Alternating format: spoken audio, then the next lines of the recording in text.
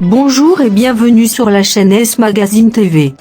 Pour ceux qui ne sont pas encore abonnés, cliquez sur le bouton et activez la clochette pour ne rien manquer de notre prochaine vidéo.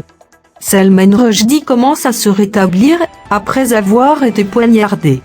Âgé de 75 ans, il n'est plus sous assistance respiratoire et la voie du rétablissement a commencé, a indiqué son agent Andrew Willey dans un communiqué transmis au Washington Post.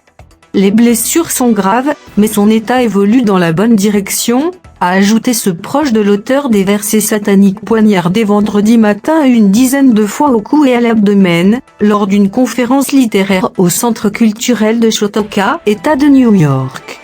Son fils Zafar Rushdie a confirmé sur Twitter que son père avait pu dire quelques mots samedi et qu'il avait conservé intact son sens de l'humour.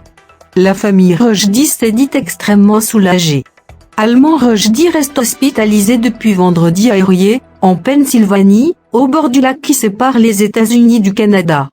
Selon le New York Times samedi soir, citant M. Willey, qui avait été alarmiste vendredi, le célèbre écrivain britannique et naturalisé américain avait recommencé à parler. L'agresseur présumé, Adi Matar, 24 ans, inculpé de tentative de meurtre et agression, a comparu samedi soir devant un tribunal de Chautauqua, en tenue rayée noire et blanche de détenus, menotté et masqué, et n'a pas dit un mot, selon la presse locale. Les procureurs ont estimé que l'attaque de vendredi était préméditée.